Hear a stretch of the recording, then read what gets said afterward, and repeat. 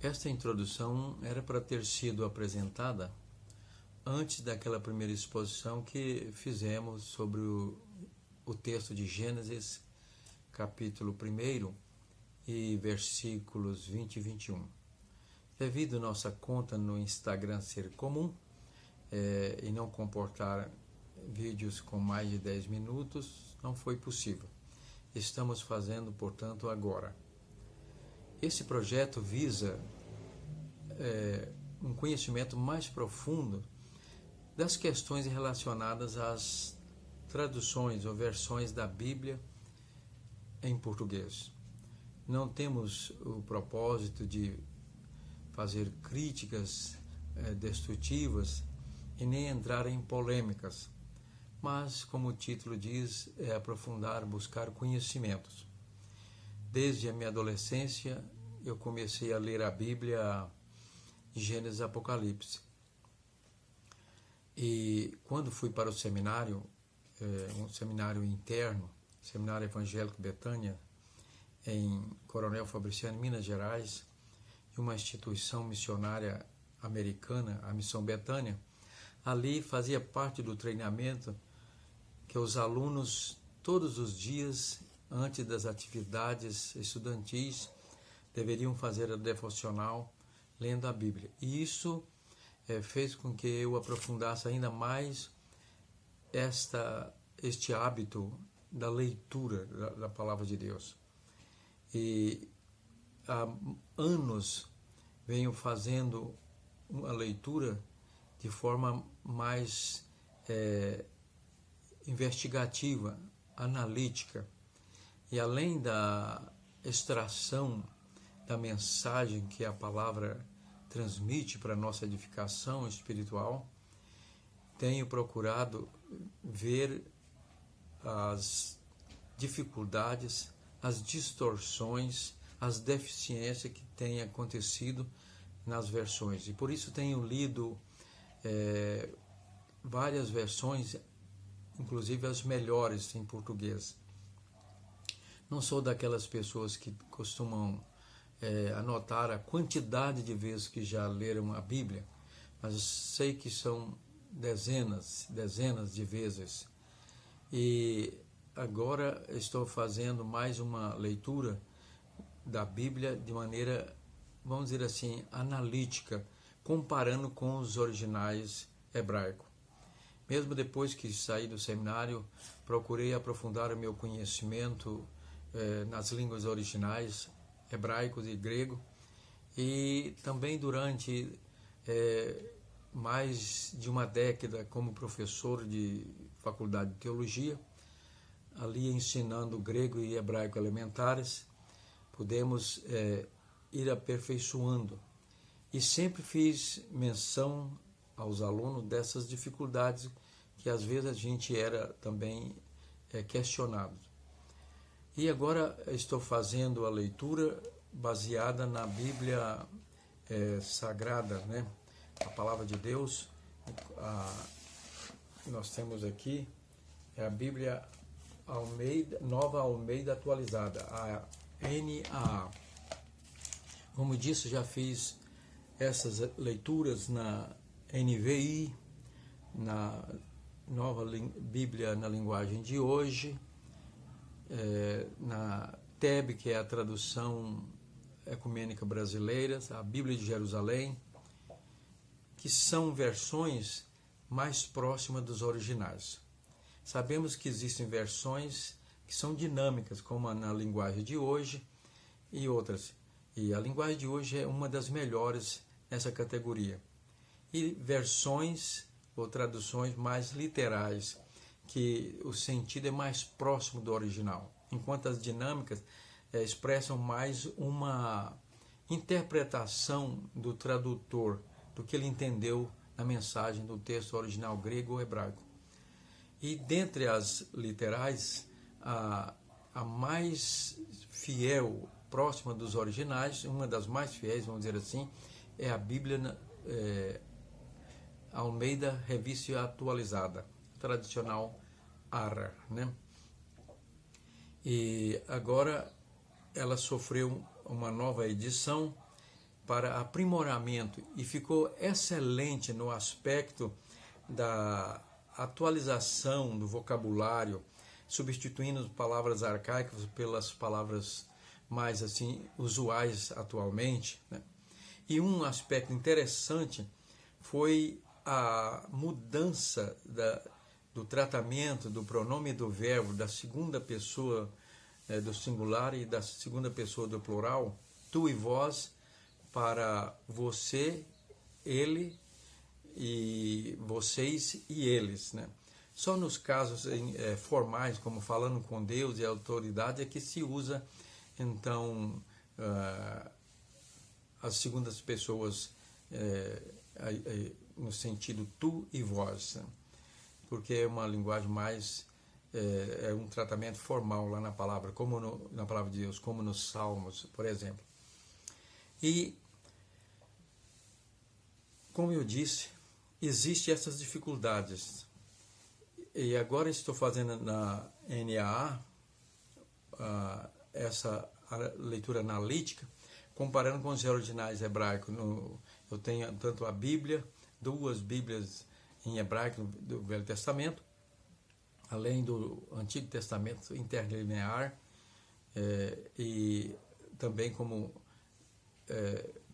subsídio de apoio, fontes, dicionários, né? A Bíblia de Estudo de Palavras-Chave de hebraico e grego, que é excelente porque ela tem um dicionário onde expõe os vocábulos, ou define com várias definições, todas. E isso ajuda a entender, porque como na língua portuguesa, o hebraico e o grego, às vezes o termo tem mais de um conceito. E às vezes na tradução, até mesmo no Antigo Testamento linear, e o Novo também, grego e português interlinear, o tradutor às vezes, por alguma razão, que não vamos fazer julgamento, ele não usa o termo que expressa realmente o conceito original, naquele contexto do texto da Palavra de Deus. E é isso que nós estamos então fazendo agora. E estou fazendo e anotando na própria Bíblia essas distorções ou deficiências de tradução. E nós então não vamos apresentar todas as notas, mas aquelas que acharmos mais relevantes. E assim nós queremos dizer que é um trabalho, repito, não para criticar, para fazer julgamentos dos trabalhos, das versões, mas para entender melhor, né? E eu convido você para nos acompanhar nessa longa jornada até chegarmos lá no Apocalipse, onde vou apresentar essas, repito, distorções de traduções, e muitas vezes ocorrem de maneira tendenciosa, né? Creio eu. Aliás, eu tenho exemplos em defender as doutrinas confessionais, e tenho observado isso nas traduções da Sociedade Bíblica Brasileira, ou melhor, do Brasil, influências na área vinda do calvinismo, de doutrinas antigas, como o pecado congênito, né? Traduções que tentam passar lá no texto original, na tradução do texto original, uma concepção diferente. Como diz o ditado popular, puxando a brasa para a sua sardinha. Infelizmente isso acontece. Mas nós vamos então alcançar aí esse objetivo. Que Deus nos abençoe nesse trabalho, né? E repito, não vou entrar em polêmica, não quero discussões, simplesmente apresentar aquilo que nós temos convicção por conhecimento. Não é por uma questão de esnobação e soberba, mas temos convicção do conhecimento dessas deficiências e distorções. Que Deus nos abençoe. A primeira observação, análise que eu quero apresentar é sobre Gênesis capítulo 1, nos versículos 20 e 21. Diz aqui na Nova Almeida atualizada. Que as águas sejam povoadas de enxames de seres vivos e as aves voem sobre a terra, sobre o firmamento dos céus. Assim Deus criou as grandes criaturas marinhas e todos os seres vivos que se movem, os quais povoam as águas segundo as suas espécies, e todas as aves segundo as suas espécies. E Deus viu que isso era bom. Quero destacar aqui o tempo do verbo, principalmente no versículo 21. Aqui diz o seguinte: os quais, então Deus criou os seres vivos que se movem, os quais povoam. O verbo está no presente do indicativo. Na Ara, lá, e as traduções mais literais, né, mais coerentes com os originais, o original, está no pretérito imperfeito, os quais povoavam as águas. Eu me lembro que eu era adolescente, um pastor da igreja, que é minha igreja de origem, igreja cristã evangélica, num estudo bíblico em Gênesis, ele explicou sobre isso, né? Essa questão aí. São pequenos detalhes que representam muito e podem dar lugar para fundamentar uma doutrina verdadeira ou falsa, né? Eu vou dar um exemplo lá, quando os saduceus, que não criam na ressurreição, eles só criam no Pentateuco, e no Pentateuco não fala de ressurreição, né? Aí eles fizeram contaram aquela história da mulher que teve 7 maridos, e na ressurreição de quem que ela ia ser esposa. Aí Jesus, explicando, respondeu e diz que eles não conheciam as Escrituras, né? O erro deles era decorrente de não conhecer as Escrituras nem o poder de Deus. E ele, num detalhe, né, lá do Pentateuco, na visão que ele apresentou-se a Moisés, Deus se revelou, ele diz o seguinte: eu sou o Deus de Abraão, de Isaac e de Jacó.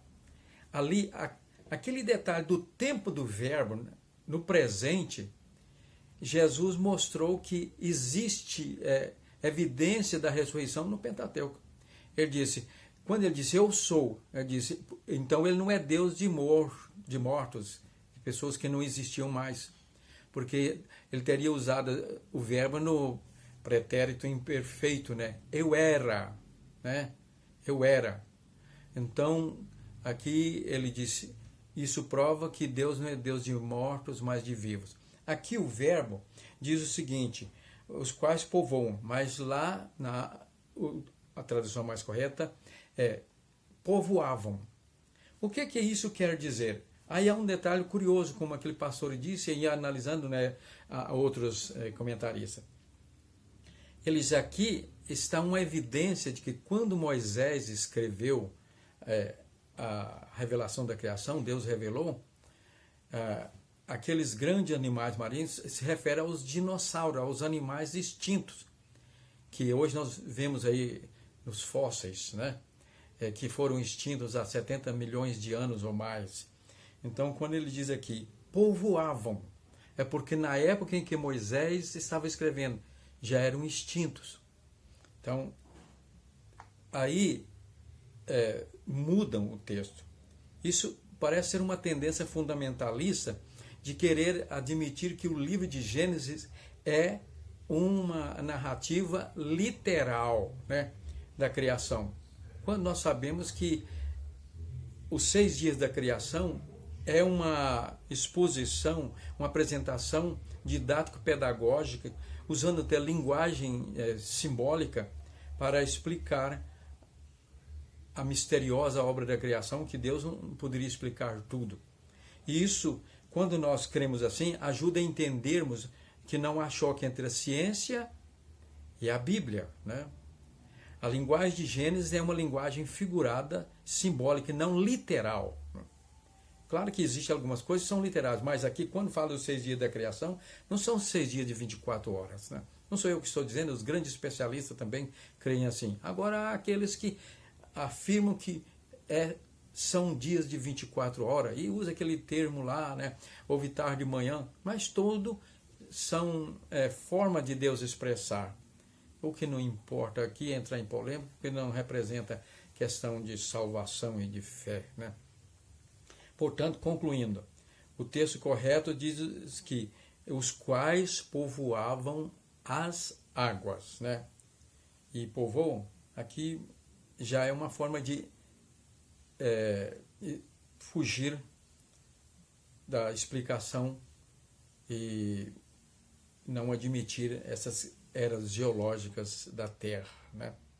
E como diz os fundamentalistas, não, quando Deus criou as coisas, alguns fundamentalistas, ele já criou tudo como está, com aquelas demonstrações, aquelas evidências de fósseis lá, com o petróleo criado instantaneamente lá no subsolo, né, na Terra.